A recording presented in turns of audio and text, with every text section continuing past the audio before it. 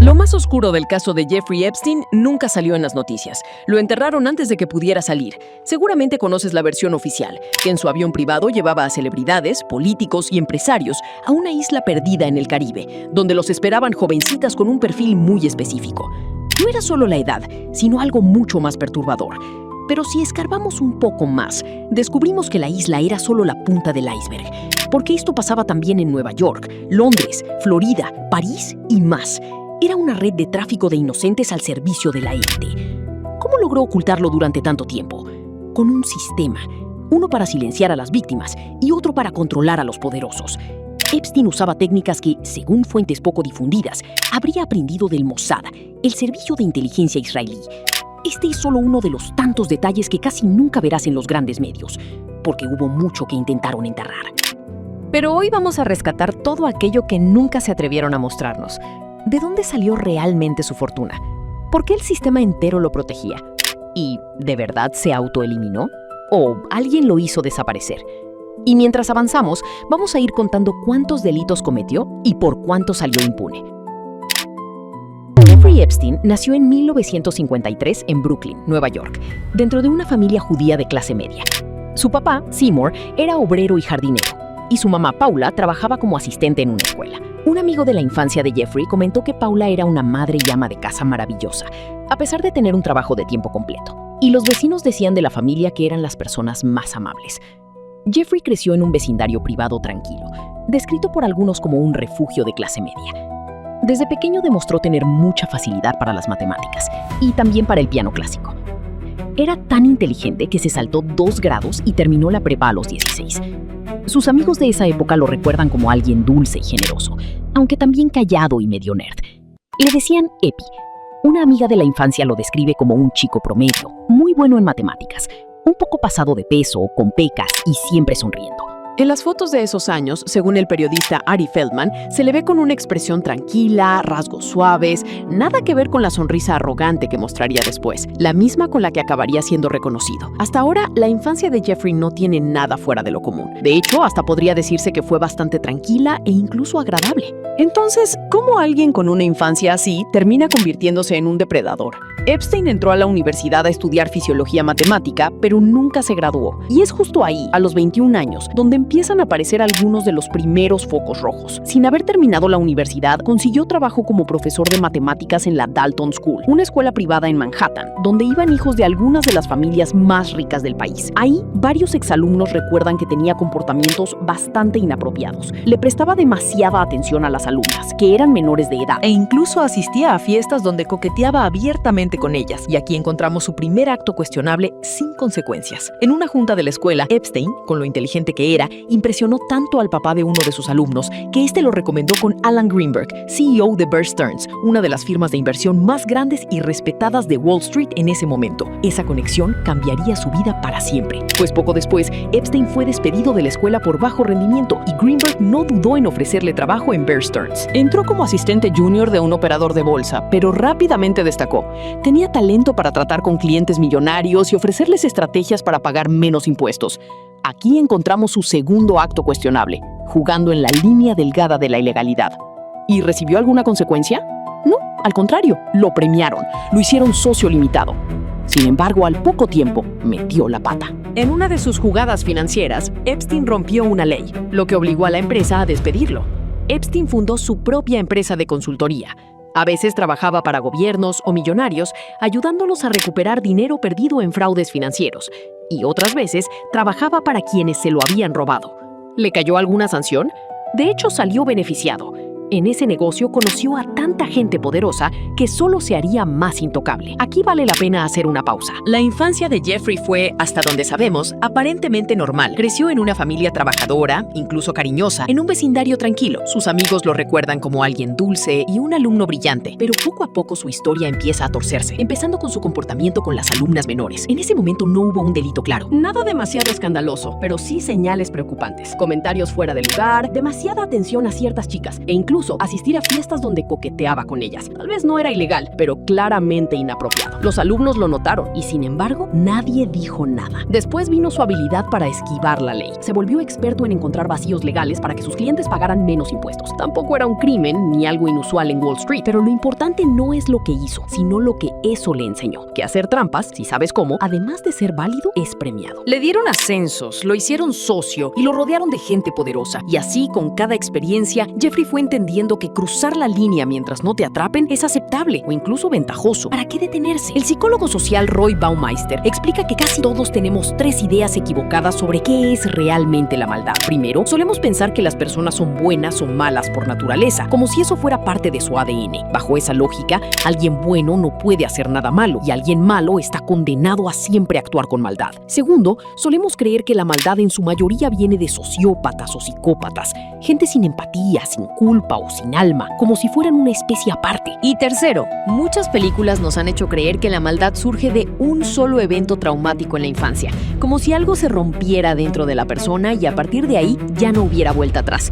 Pero Baumeister dice que la realidad es mucho más compleja y para entenderla hay que romper con esas ideas. Para empezar, la gran mayoría de los actos crueles no los cometen psicópatas o sociópatas. Solo un 5% de estos casos parece venir de personas que realmente disfrutan hacer daño.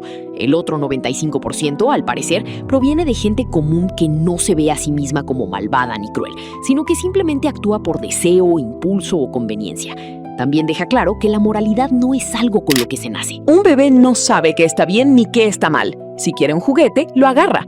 Si algo le molesta, puede morder o empujar. No lo hace por maldad, sino porque nadie le ha enseñado lo contrario. Se sugiere que la moral se aprende con el tiempo, a través de lo que enseñan los papás, los maestros y la sociedad. Y si nadie te explica que robar está mal, es probable que al crecer no lo veas como un problema.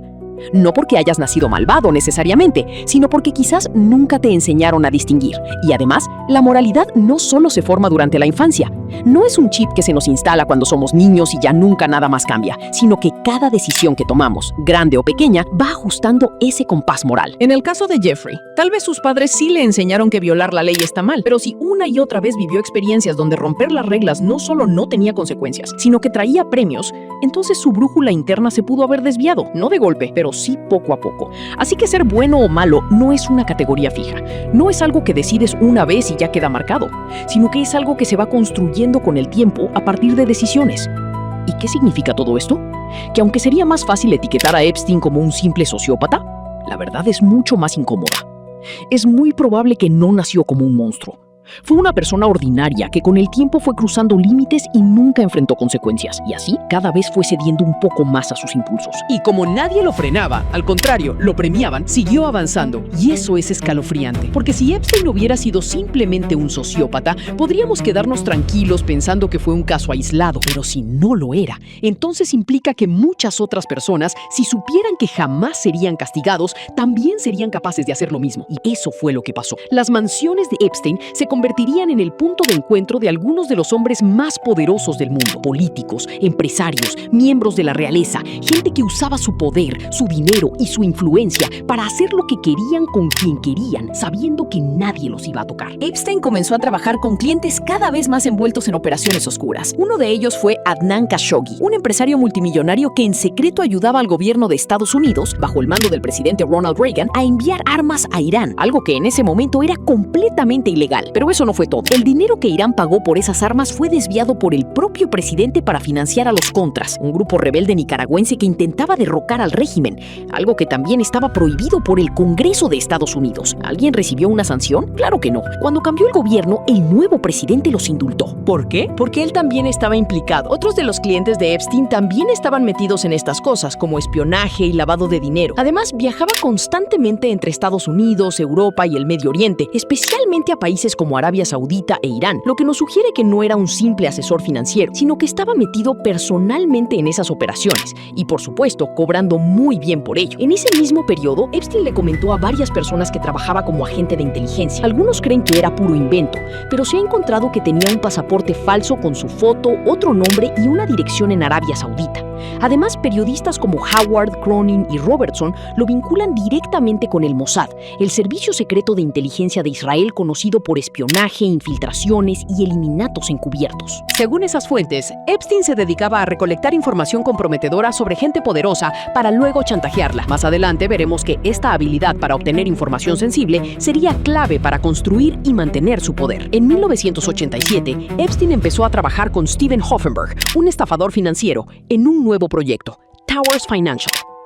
El modelo era el siguiente. Convencían a la gente de invertir su dinero prometiéndoles rendimientos altísimos, pero todo era una mentira. La empresa no generaba ganancias reales, sino que solo usaban el dinero de nuevos inversionistas para pagar a los anteriores. Un esquema muy común, un esquema Ponzi, tal cual. Mientras tanto, ellos se quedaban con millones, viajaban en jets privados y llevaban una vida de lujo. Cuando el fraude se destapó, se reveló como uno de los más grandes en la historia de Estados Unidos, con un robo equivalente a casi $1,000 millones actuales. Y Epstein, como había salido de la empresa unos años antes, no fue condenado por nada. En 1988, Jeffrey Epstein fundó su propia firma financiera, J. Epstein & Company. Según él, solo aceptaba clientes con más de $1,000 millones. Pero hay algo que no cuadra. Hasta hoy, no existe ninguna prueba de esos supuestos clientes. No hay registros, contratos ni nombres, excepto uno, Leslie Wexner, dueño de L Brands, la empresa detrás de Victoria's Secret. Y esto es importante, porque Wexner es técnicamente la única razón comprobable por la que Epstein se volvió tan rico. Probablemente obtuvo mucho más dinero a través de sus fraudes, chantajes o posibles negocios de espionaje. Pero como todo eso ocurría en la sombra, Wexner es el único vínculo público y legal con su fortuna. Epstein se convirtió en su asesor financiero de confianza, su mano derecha. Y en 1991, Wexner hizo algo totalmente fuera de lo común. Le dio poder legal total sobre su dinero, lo que significa que Epstein podía firmar cheques, comprar propiedades y tomar decisiones financieras como si fuera el dueño. ¿Y cuánto dinero ganó Epstein por trabajar con Wexner? No hay una cifra oficial, pero sí podemos hacer una estimación razonable. Wexner tiene una fortuna cercana a los $8,000 millones según Forbes, y en el mundo financiero es común que los asesores de grandes fortunas cobren entre el 0.5 y el 1% del total que administran cada año. Si Epstein cobraba un 1%, por ejemplo, eso serían $8 millones al año. Asimismo, Wexner le transfirió propiedades de altísimo valor, incluyendo la mansión de Manhattan, valorada en más de $70 millones. Pero esta no era una mansión cualquiera, era posiblemente la residencia privada más grande de todo Manhattan, ubicada entre la Quinta Avenida y Madison, una de las zonas más exclusivas y caras de todo Nueva York. Sin embargo, esta mansión se volvería el escenario de múltiples abusos, donde decenas de chicas jóvenes entrarían sin saber realmente a qué iban. Sumando todo, se estima que Epstein ganó al menos $200 millones gracias a su relación con Wexner. Pero incluso eso se quedó corto, porque cuando todo salió a la luz, Wexner declaró que Epstein lo había defraudado, robándole $46 millones. A partir de su relación con Wexner, Epstein empezó a moverse en círculos cada vez más exclusivos. Asistía a desfiles de Victoria's Secret, a salir con modelos y a rodearse de figuras de alto perfil como Donald Trump, Bill Clinton y el príncipe Andrés. De hecho, Trump llegó a decir: Jeff es un tipo estupendo, es muy divertido estar con él. Incluso se dice que le gustan las mujeres hermosas tanto como a mí, y muchas de ellas son bastante jóvenes. No hay duda, Jeffrey disfruta de su vida social. Probablemente hoy daría lo que fuera por borrar esa cita. Ese mismo año en que Wexner lo convirtió en su mano derecha, Epstein tuvo otro encuentro clave. Conoció a Ghislaine Maxwell. Ghislaine era hija de Robert Maxwell, un magnate británico conocido por su estilo de vida exagerado. Mansiones, helicóptero privado, yate de lujo, pero detrás de toda esa opulencia había algo turbio. Cuando Robert murió, salió a la luz que había robado más de 400 millones de libras de los fondos de pensión de sus propias empresas. Mientras él llevaba una vida de excesos, dejó a miles de empleados sin los ahorros de toda su vida. Fue uno de los escándalos financieros más grandes de la época y la familia Maxwell cayó en desgracia pública. Ghislaine, que había crecido rodeada de privilegios, de pronto lo perdió todo: la fortuna, el estatus y el acceso a la élite, hasta que conoció a Epstein, un hombre con dinero y conexiones, y que, al igual que su padre, no tenía problema en meterse en negocios turbios. Al principio, Epstein y Ghislaine tuvieron una relación romántica, y ella se volvió su mano derecha en todo lo personal. Organizaba su agenda, supervisaba al personal doméstico, coordinaba las fiestas y era quien le presentaba a gente influyente. A cambio, Epstein la ayudaba a mantener el estilo de vida al que siempre había estado acostumbrada. Incluso le compró un departamento propio en Nueva York, a solo unas cuadras de su mansión. Fue en esta época cuando todo empezó a ponerse realmente turbio.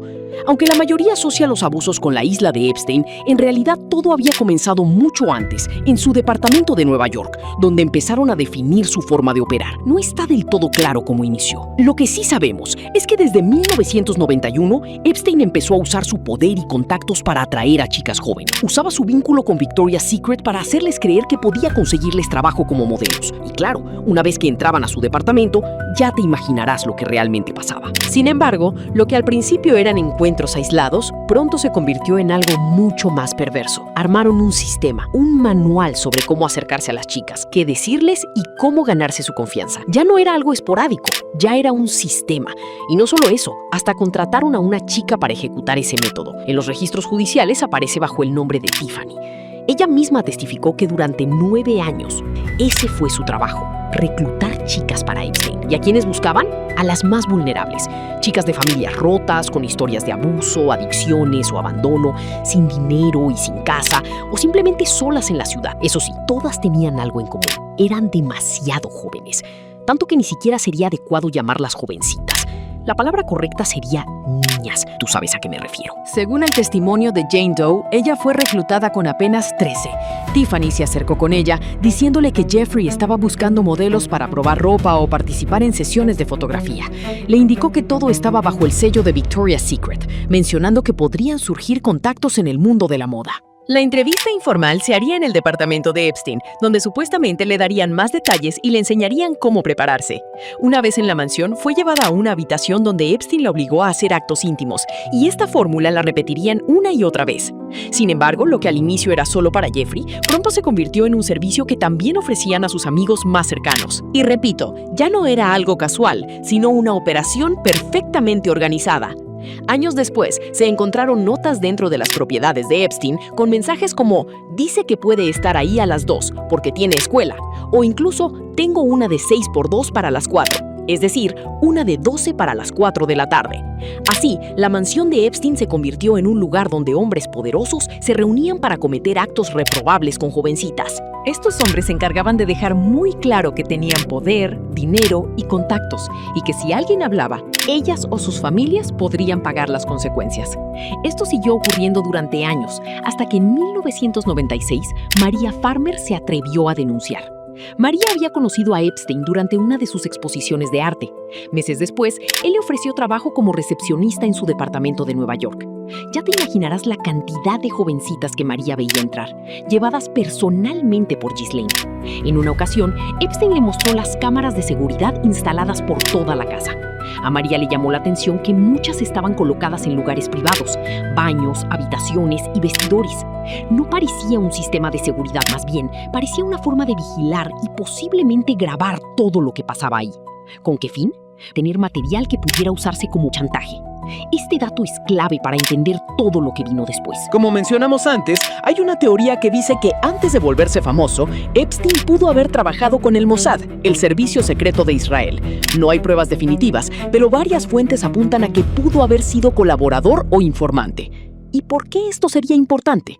Porque el Mossad, como muchas agencias de inteligencia, ha sido conocido por usar un método muy efectivo para controlar a figuras poderosas, el chantaje. Los atraen a situaciones comprometedoras, los graban y luego usan ese material como herramienta de presión. Entonces, si Epstein realmente grababa lo que ocurría con sus invitados, esa podría ser la clave de cómo logró salirse con la suya durante tantos años. Si tenía políticos, empresarios o celebridades registrados en situaciones delicadas, les quitaba cualquier posibilidad de delatarlo. Y si alguno se atrevía a traicionarlo, tenía con qué callar. En 1996, Maria estaba trabajando en una obra de arte que Epstein le había encargado. Mientras se hospedaba en una de sus propiedades, Ghislaine entró a su habitación y le dijo: a Jeffrey le gustaría que le des un masaje en los pies. A Maria le pareció extraño. Luego, Epstein le pidió que se sentara junto a él en la cama. Entonces, Ghislaine se sentó al otro lado y entre los dos empezaron a tocarla. Maria quería salir corriendo, pero estaba paralizada. Mientras Epstein la manoseaba, Ghislaine intentaba calmarla, le acariciaba el brazo y le susurraba que todo estaba bien. Después de eso, Maria llamó a la policía de Nueva York y al FBI para denunciar la agresión. Los agentes tomaron su declaración y parecían genuinamente preocupados. Pero pasaron los días y ¿qué pasó?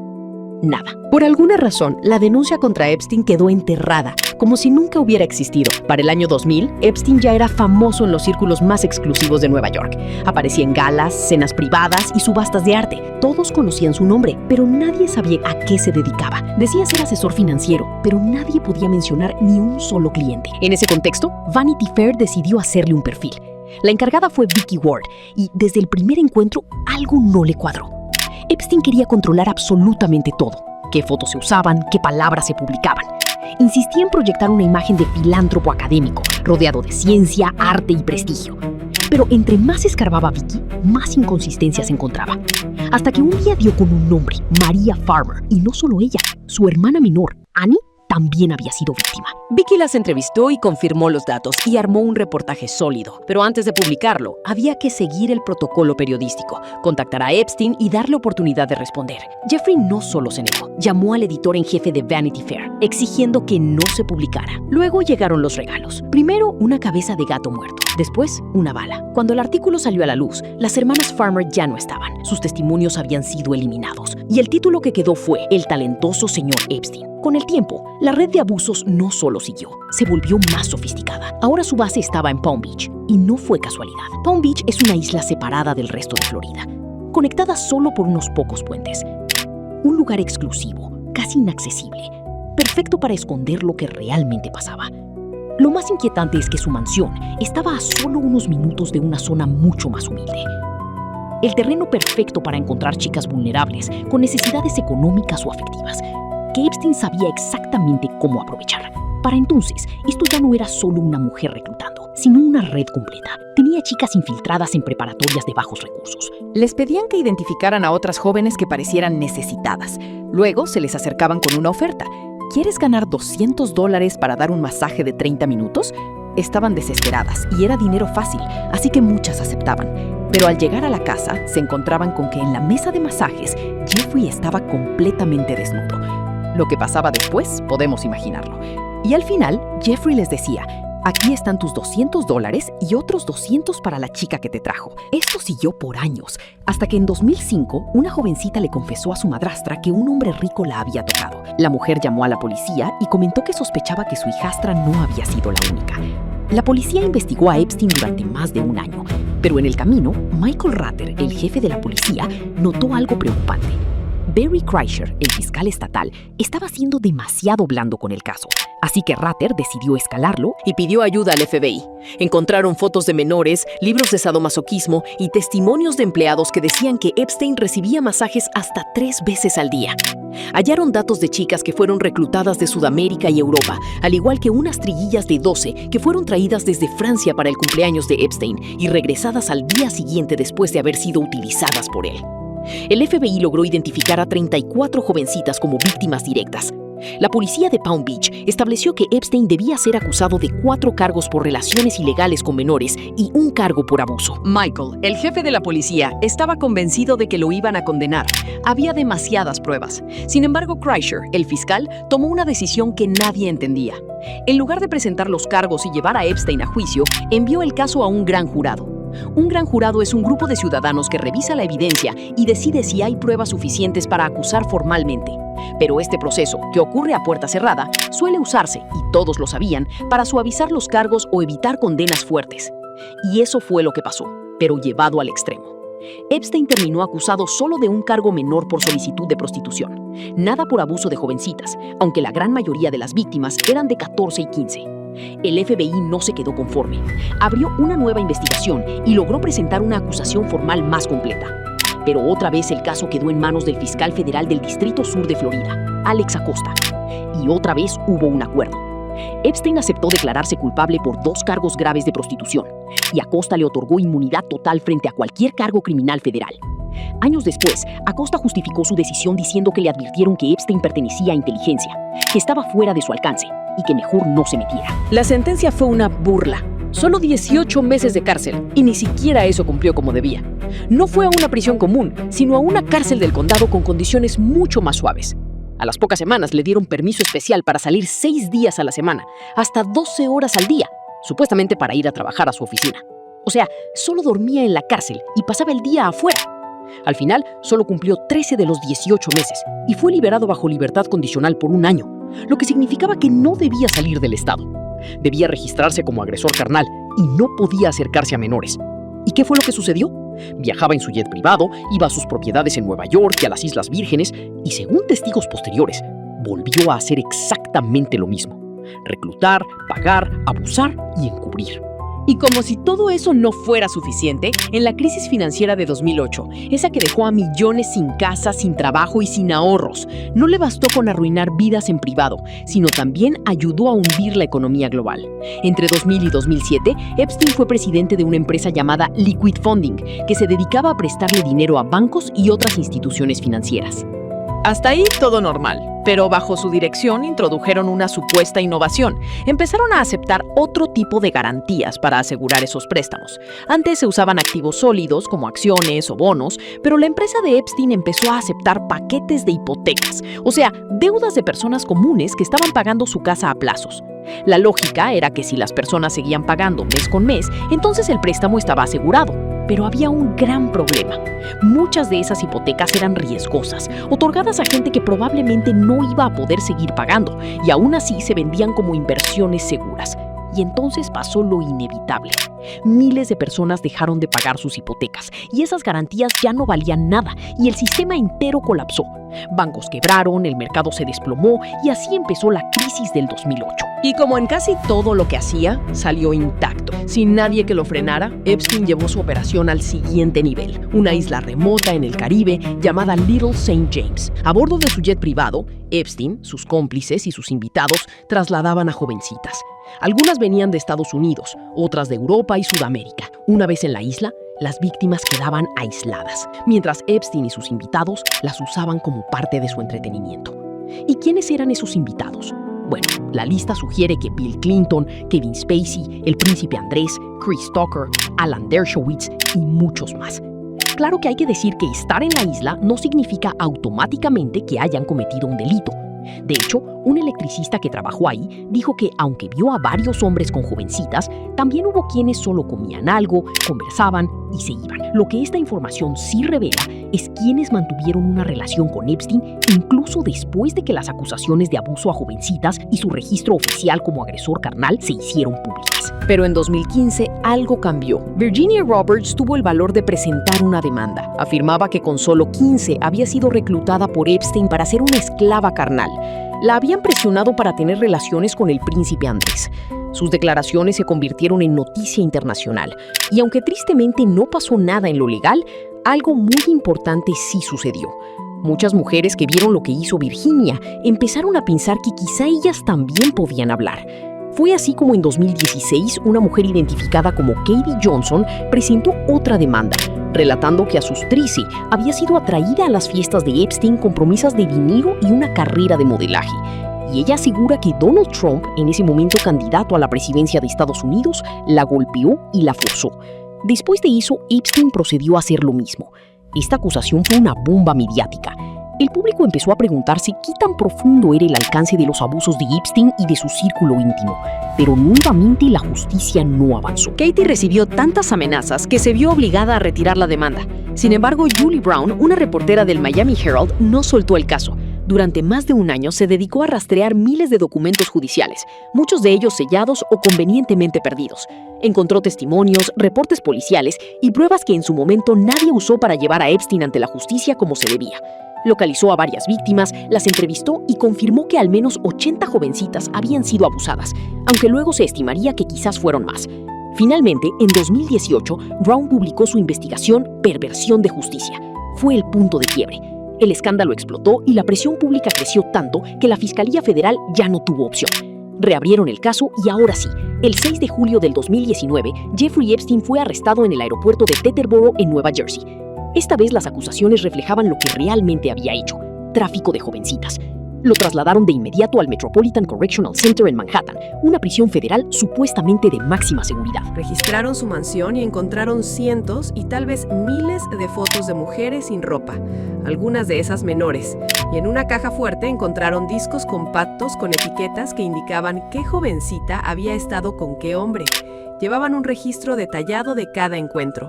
muy probablemente para, como ya dijimos, poder chantajear y controlar. Además, encontraron $70,000 en efectivo, 48 diamantes y un pasaporte austríaco falso. Todo listo para huir si era necesario.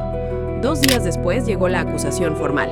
La pena mínima era de 45 años de cárcel, y para alguien de 66 años como Epstein, eso era prácticamente una cadena perpetua. Una semana más tarde, el caso estalló todavía más. Se publicaron cientos de páginas de evidencia, testimonios, registros de vuelos en su avión privado y lo más explosivo, los nombres, políticos, empresarios y figuras públicas que también estaban involucrados. El 18 de julio, Epstein intentó salir bajo fianza, es decir, quedarse en su casa mientras esperaba el juicio. Ofreció $100 millones, arresto domiciliario en su mansión de Manhattan y un brazalete electrónico para que lo vigilaran, pero el juez no se lo permitió. Con su historial, sus conexiones y su dinero, estaba claro que no podían darle ni un centímetro para moverse. Fue un golpe duro para Epstein, un hombre que durante años había doblado la ley a su favor.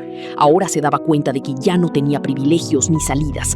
Al día siguiente, el 19 de julio, la presión pública dio resultado. Alex Acosta, ese fiscal que en aquel entonces había hecho su trabajo de manera vergonzosa y que fue premiado como secretario de Trabajo de Donald Trump, se vio obligado a renunciar. Unos días después, ocurrieron una serie de circunstancias muy particulares. Cuando Epstein fue llevado a la cárcel, se había establecido que tendría un compañero de celda y que los guardias debían revisarlo cada 30 minutos. Pero la noche del 9 de agosto, su compañero fue trasladado. Además, los guardias se quedaron dormidos durante casi 3 horas y más tarde falsificaron los reportes para encubrirlo. Por si fuera poco, 2 cámaras frente a la celda dejaron de funcionar y una tercera tenía el material dañado.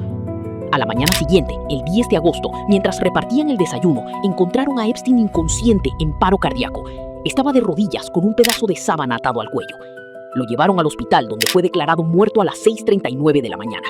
Pero ni siquiera su muerte fue manejada correctamente. Movieron el cuerpo sin tratar la celda como una escena del crimen, como exige el protocolo. Ni siquiera lo fotografiaron tal como lo encontraron. Todas estas irregularidades, los guardias dormidos, los reportes falsificados, las cámaras que fallaron, el protocolo que no se siguió, han alimentado las teorías de que Epstein no se autoeliminó, sino que fue eliminado. Y no sería tan descabellada esta teoría, porque su muerte definitivamente beneficiaba a muchas. Epstein tenía información sobre hombres poderosos, con dinero, influencia y mucho que perder si todo salía a la luz. Con su muerte ya no habría juicio, ni más nombres, ni más testimonios. El caso podía cerrarse sin más consecuencias. Y hay un detalle más que alimenta las dudas. Epstein fue la primera autoeliminación registrada en el Metropolitan Correctional Center en 14 años.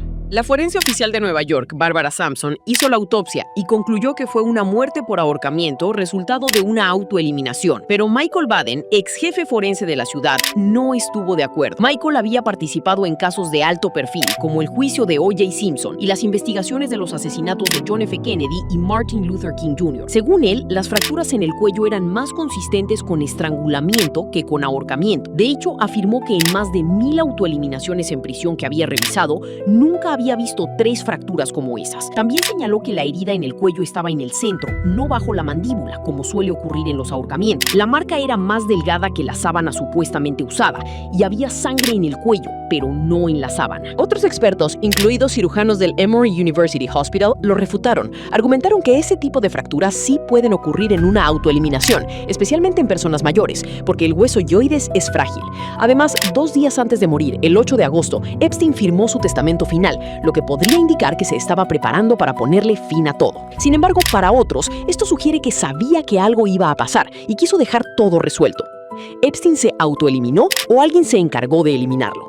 La historia de Epstein se volvió mediática no solo por lo que hizo, sino por quienes estaban involucrados: políticos, empresarios y celebridades. Si no hubiera sido por esos nombres de alto perfil, quién sabe si alguien lo hubiera investigado o detenido. Quizás hoy seguiría haciéndolo.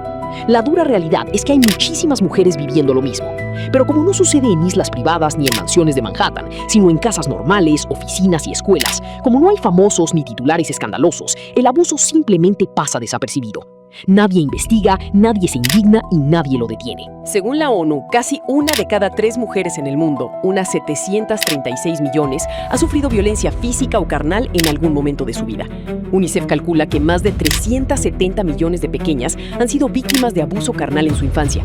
En Estados Unidos ocurre una agresión carnal cada 68 segundos. Sin embargo, estas cifras son apenas la punta del iceberg, porque la mayoría de las víctimas ni siquiera denuncia. Sería fácil y hasta cómodo etiquetar a Epstein como un sociópata inhumano o una anomalía, pero viendo las cifras es evidente que no fue una excepción. Sin embargo, como vimos antes, las personas que hacen daño no nacen así. Sí pueden tener mal manejo de emociones, falta de empatía o impulsos peligrosos, pero eso por sí solo no basta para convertirse en abusadores. Lo que parece más fundamental es que cruzan una línea y nadie dice nada. Cruzan una más y entienden que pueden hacer lo que quieran sin consecuencias, porque la moralidad se aprende, y hoy con nuestro silencio, nuestra indiferencia y la impunidad que dejamos pasar, lo que muchas veces se aprende no es empatía ni respeto, sino que la violencia funciona y que se puede repetir sin freno. Esto no es en lo absoluto una justificación de lo que hizo Epstein. La responsabilidad de sus decisiones y actos recae en él. Pero si como sociedad de verdad queremos evitar que casos así se repitan, entonces tenemos que cambiar las condiciones que los hacen posibles.